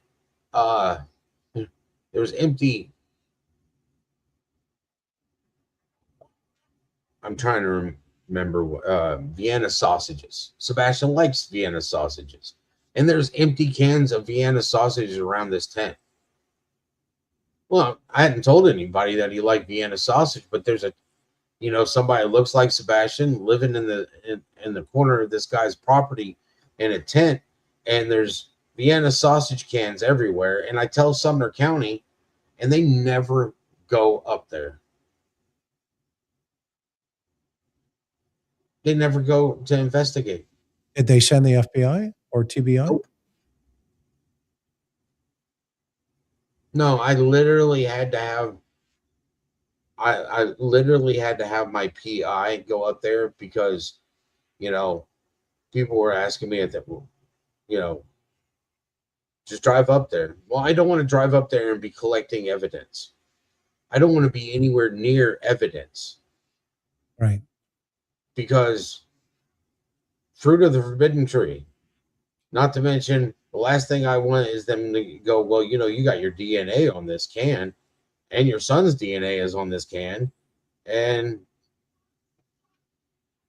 I'm trying to keep myself away from anything so that it could still be possibly used for whatever law enforcement needs to use it for. So they basically they have you frozen internally. Yeah. To react. You've got one side of the coin where people want to file lawsuits against you. You have the Department of Child Protective Services saying, we're not telling you anything. And when you find out, now they tell you you can't say anything or you're going to jail. And then, so that kind of moved you into a position where you file a federal lawsuit. Is that correct? Yes. To kind of grease the wheels to kind of get information flowing again. Well, give me any information, then I'll do whatever is, you know, I can legally to see what I can do. And that's why you reached out to me and asked, hey, can I come on your program here to talk about my son and put the word out there? Yeah, you're not here accusing anybody that I can tell. Hey, I think if I want to know what happened to my son, I got to find my son because he can tell us exactly what happened. Right. Because you believe and still think he's alive and or lost, and you want to find your boy. I get it. And by the way, you know, I don't know if you completely knew, but, you know, for the record, you know, this is my son. My condolences, sir. So I feel your pain 10,000%. In a couple of weeks, it'll be the anniversary of his passing. And it is the jacket nobody wants to wear in their life. My son was 20 years old when he passed away. And so I understand your frustration. And that's one of the reasons why I do this channel, and Karen and I do this channel, is because I understand the shoes that you're walking in right now. But I don't go ahead, pal. And it's okay.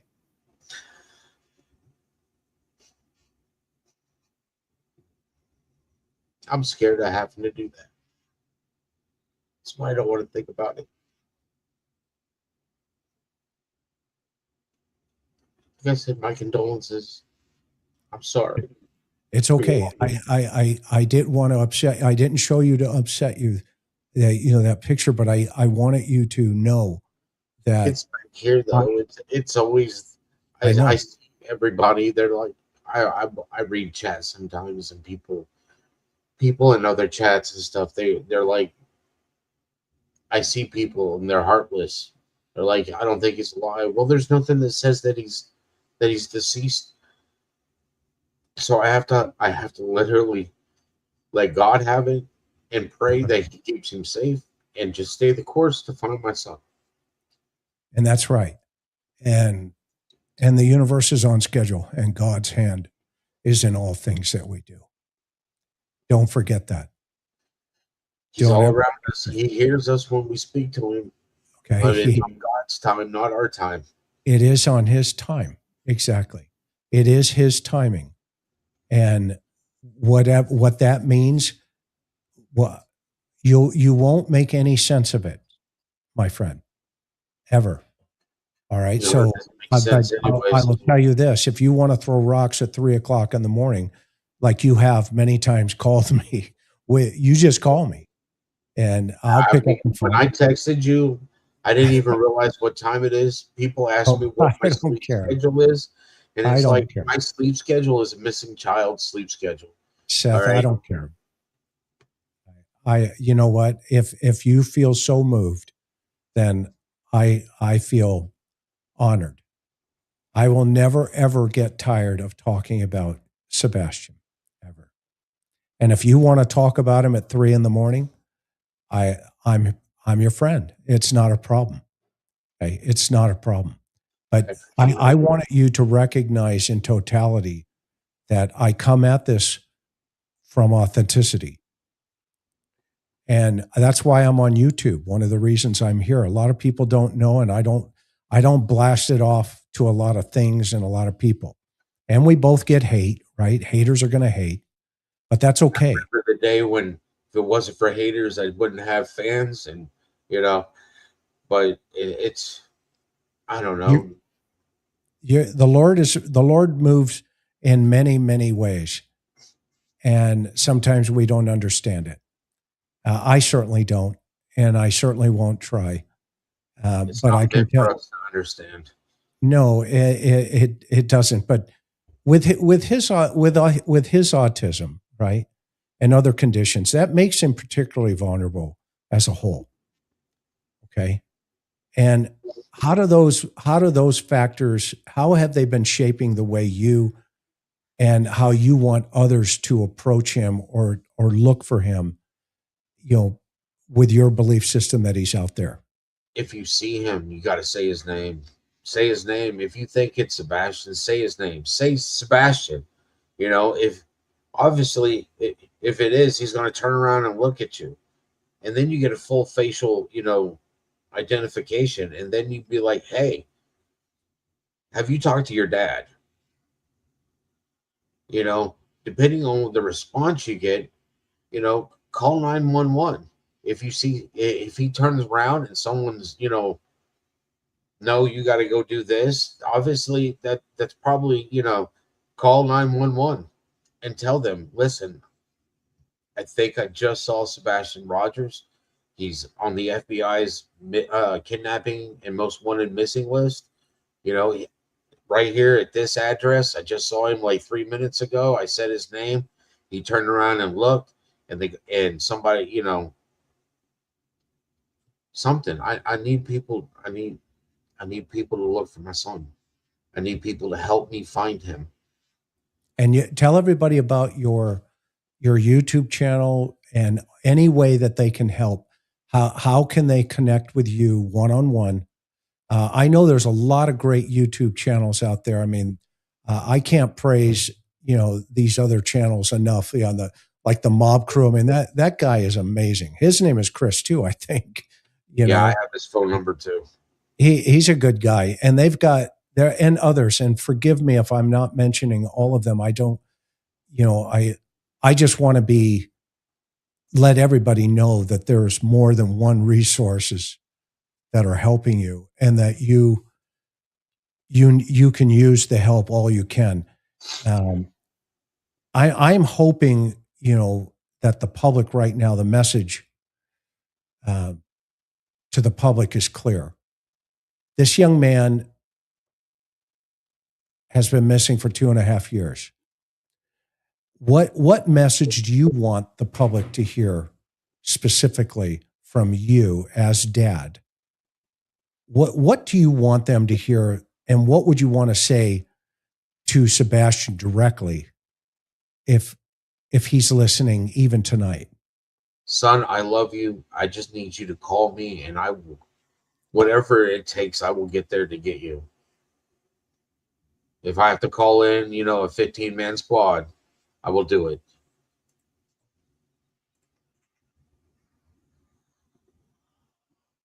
What do you want to say to Only thing I the only thing I want in this life, and the only thing I need is I need people to help me find my son. I need people to hand out flyers. I need people to talk about him.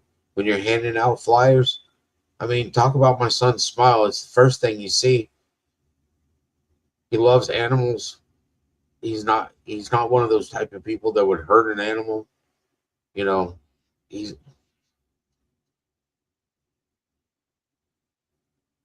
he's he's the sun coming up in the morning. I mean, he's the brightness in a day. He's my life. He's my grace, and I need him back. I need him found. I need to know that he's okay.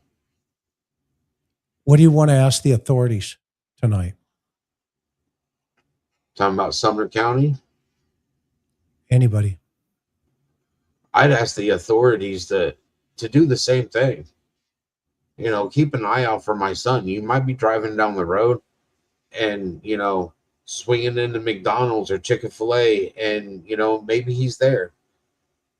He could be anywhere. I don't know where he's at. I don't know if he's in a facility. I don't know if somebody has him at home. You know, I just know he's not where he's supposed to be. And he's supposed to be, you know, here in high school, getting ready to graduate.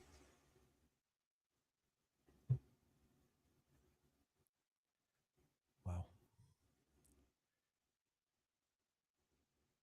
You know, today's Wednesday. Wednesdays are D&D days. Right now, we should be playing D&D for the next, you know, 2 hours. Okay, don't lose hope. So looking ahead, what meaningful progress or renewed energy or urgency from law enforcement do you want them to do? What do you want them as his biological father out here advocating for his recovery? I would What like do you want for them them to do? to at least hold a press conference with my son's picture in it. Let the people know what the missing child looks like. You Okay. know, tell me why you let it get to this point. Because they were there before he went missing. They failed my son. They failed my son. The county failed my son. The state has failed my son. I have no faith. I have no faith in them. I have no faith that they're going to do their job. I continue to speak with the FBI, and the FBI works with me. So please, Tibbs, call into FBI. If you don't want to talk to the FBI, or call it into National Missing and Exploited Children, because I speak with them too. I'm on the phone with the case manager every week or every other week to find out if there's any updates, any new tips, anything that's coming in.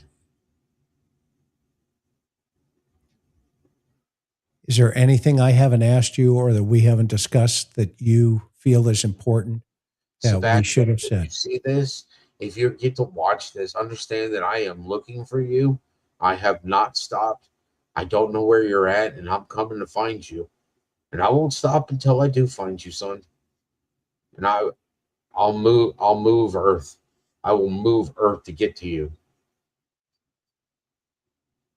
That I believe.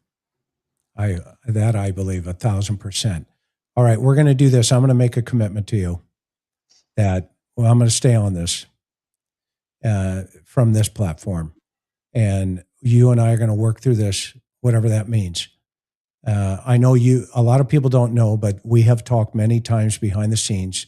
You've called, you've asked, from the Cold Case Foundation for, advice and help. And we've had a lot of, not a whole bunch, but we've had enough conversations to say, I think I've told you a couple of times, just stay the course right now. Let it kind of take its course. And It's the only course. I know. Any other course is to give up. And I'm not that type of person to give up. I can't. God didn't make me to give up. God made me to succeed in his name. Yeah, you're a bulldog. There's no question about it. And that's what I love about your personality. But don't lose faith. There's, I always share that story of the man that was asked to go into the canyon. And this story has helped me get through dark times. And he gets to the edge of the canyon and he sees on both sides sheer cliffs. And he's scared. He's confused. He's lost. And so he gets on his knees and he says, Lord, I have this impression you want me to go into this dark canyon. And I don't know how to do this.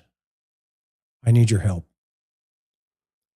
And while he's standing there, he has this feeling to kneel.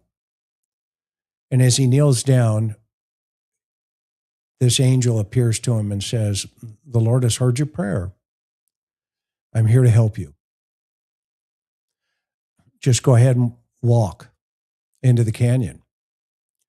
And so he starts walking. And he gets into the canyon halfway.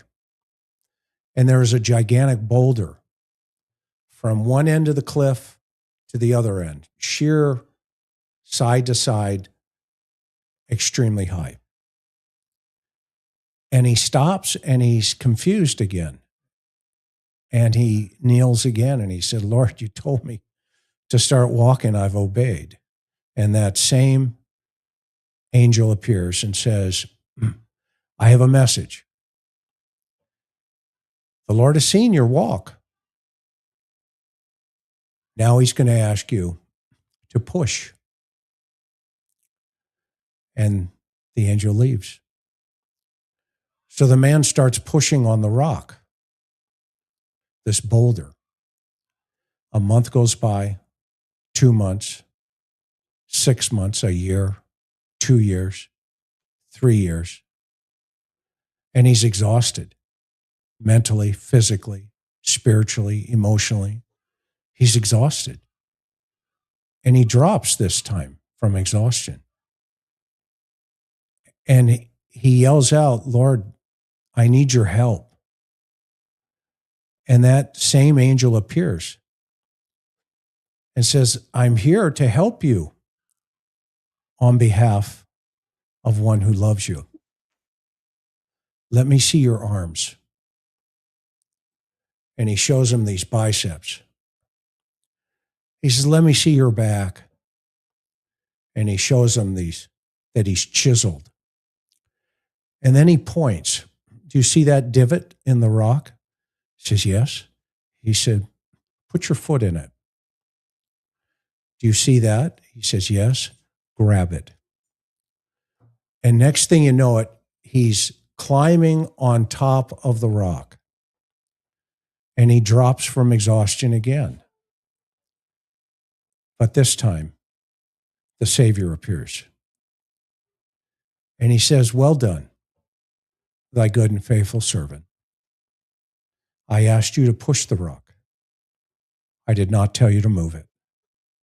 That is my job. That's how God deals with us sometimes.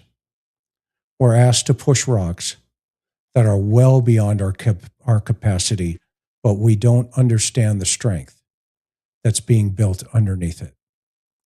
And I know that the Lord will guide you and direct you. No matter what that means, He will. I can assure you of that. That's what He does. How He does it, I haven't figured it out, man. But I know it happens. No, He's the one that knows what He's doing. We're just here trying to do what He asks us to do. He'll guide you or whoever needs to be guided to Sebastian. And that person, if any persons are involved in any way, shape, or form, He already knows. And, remember, He sees things before, as they're happening, and after already. So that's already been determined in relationship to how He views the universe being on schedule. So you just keep pushing, and I guarantee you at some point that rock will be moved, but He'll do that.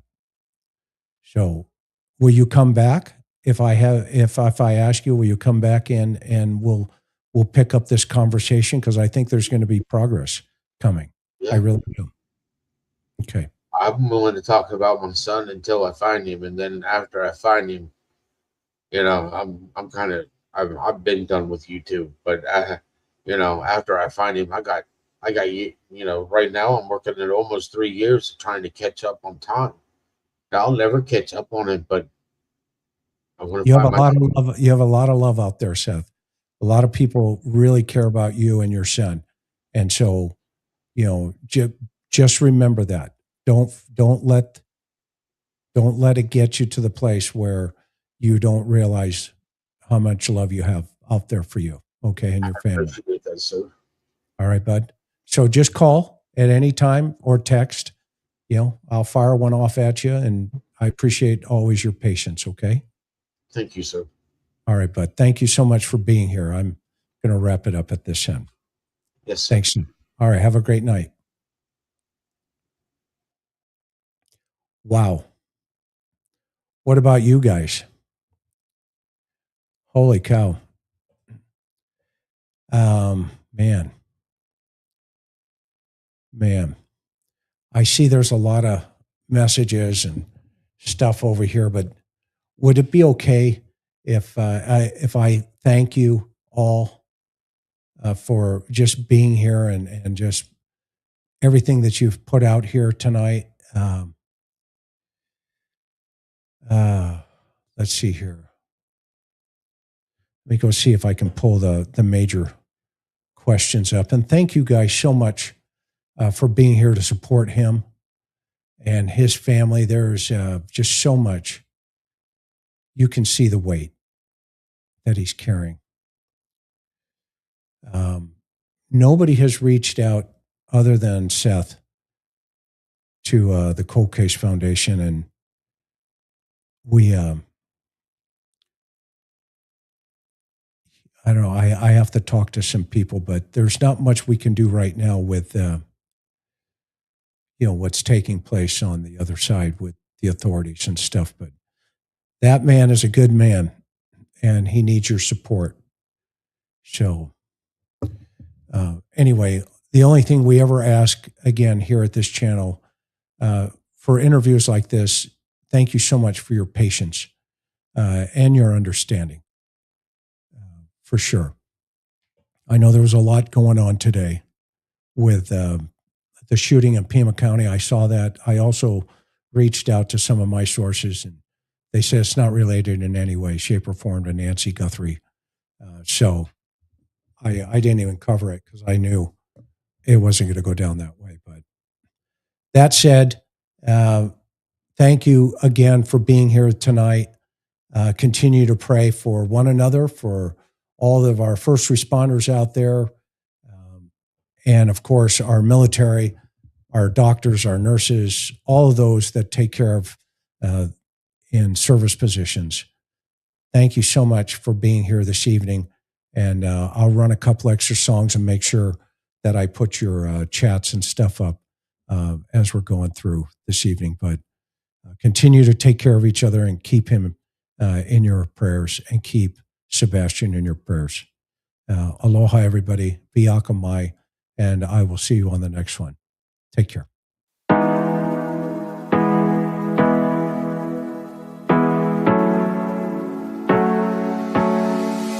Hard working every day, I'm stressed out 24/7, babe. No timeouts, wish we could fly away. You and I go to our favorite place. Oh yeah, make special memories together. I'll be your company now and forever. I say we fly away, you and me, go to our favorite place. Feeling the sun on my face in Hawaii. With you, Hawaii. With you, Hawaii. With you, Hawaii. I need a summer breeze, some fresh air to put my mind at ease. No cares. You wanna come with me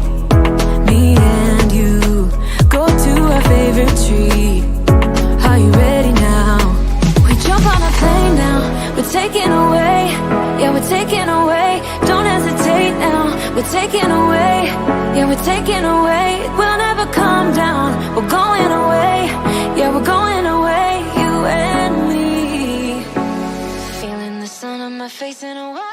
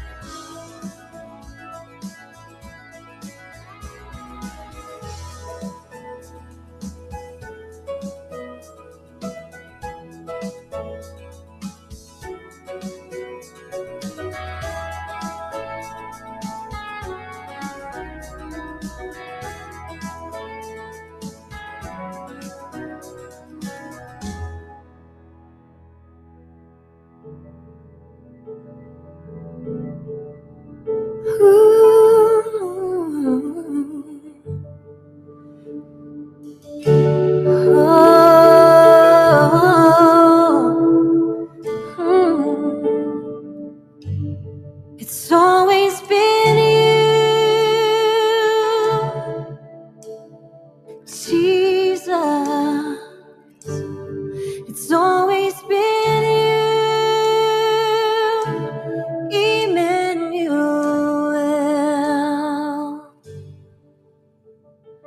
Who gave me this courage? What torch lights my feet? It's always been